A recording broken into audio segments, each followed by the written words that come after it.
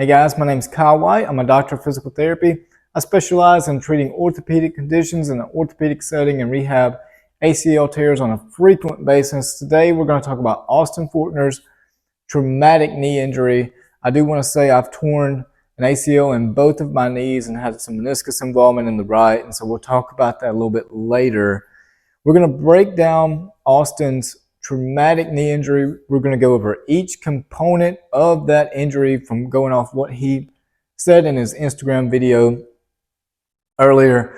I do want to say that I ride dirt bikes. I ride them pretty frequent. I have a pretty good understanding of the physical demand that dirt bikes require. So I feel like I have a good understanding where Austin is going to need to be in order to get back to competitive competition.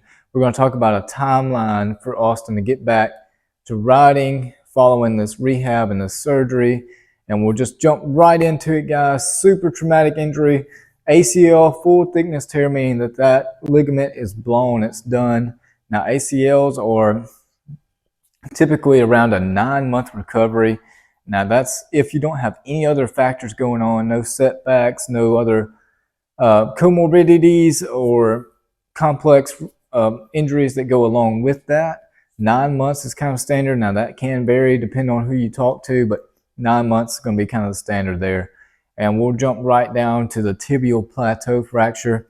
Now they said that this is a non-displaced fracture, meaning that there's no bone that's off to the side, nothing shifted. It's just a crack in the bone, nothing moved. That's good, but we're looking at a typical 6-week healing time for bone.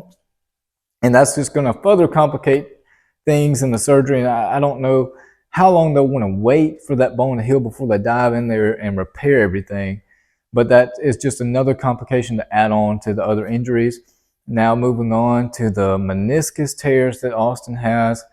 Lateral meniscus tear, medial meniscus tear, lateral flap displaced, meaning that the meniscus is actually detached from the bone. Now they're going to have to repair it. They're going to have to put that meniscus back to the bone. They're going to have to repair that, which is going to cause him to be non-weight bearing post-op.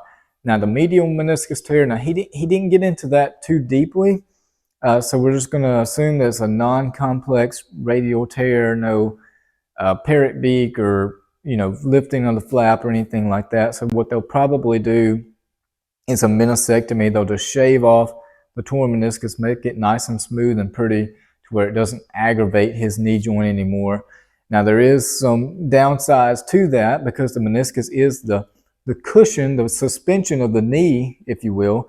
It's a cup-like cartilage structure that supports the bone and acts as a kind of a support cushion of force to the knee joint. So there's more risk for arthritis and different things down the line, but that's not going to affect him just immediately.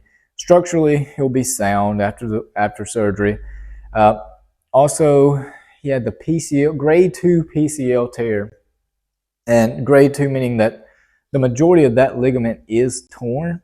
Now, if I had to guess, they're going to repair that while they're inside his knee, because even a grade 2 PCL tear in itself can cause instability of the knee and some shifting.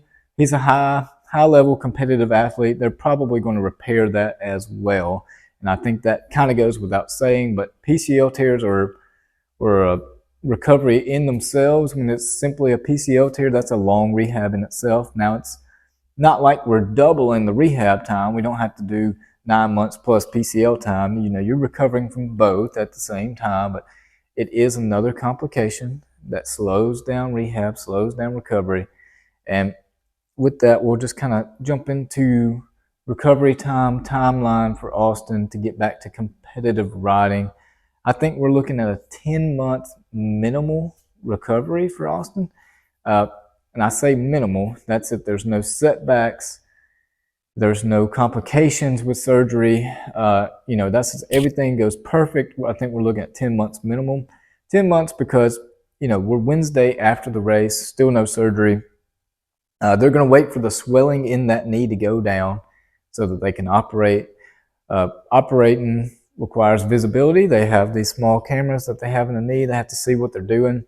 So swelling only clouds that vision and they can't see it as well. They're going to want as much of that going as possible. And they may actually do some prehab before surgery to strengthen the knee and get some motion going, and so that could delay it as well. But then on top of that, he's going to more than likely be non-weight bearing after surgery due to the meniscus and the tibial plateau fracture, which will delay what he's able to do in the gym as far as recovery. And that's just another factor that adds on to the trauma that's already in that knee. And I hate to be Debbie Downer about all this, but I think we're going to be seeing Austin Forkner 2024 SUPERCROSS.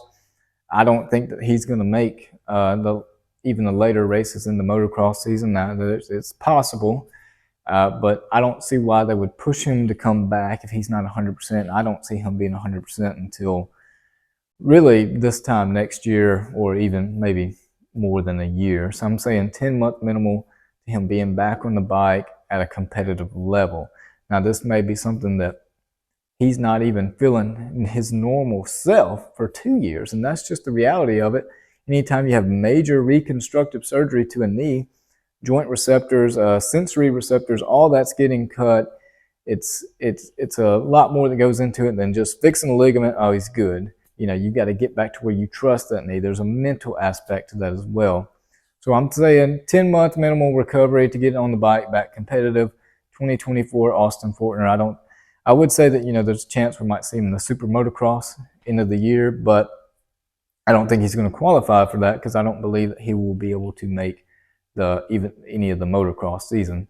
And so, Austin, if this video were to happen to find you, I hope it finds you well. Best of luck to you. Really wanted you in the series. It was going to be so much better with you in it. Definitely give Jed a run for his money and make things interesting. And I really wish the best of luck to your recovery and hope everything just goes smoothly, and we'll definitely keep you in mind as that goes on. Now, guys, if you like this video, that's going to wrap it up. Hit the like button. If you found it informative, if you liked it in any aspect, hit that like button for me. It helps me out a lot. If you have any injuries yourself, check out the channel. We might have something for you that can help you. And that would make me so happy that if I have something already in stock in the video catalog that could help you out. And so if you feel led to do so, subscribe and like the video, guys. We'll see you next time with Body Talk.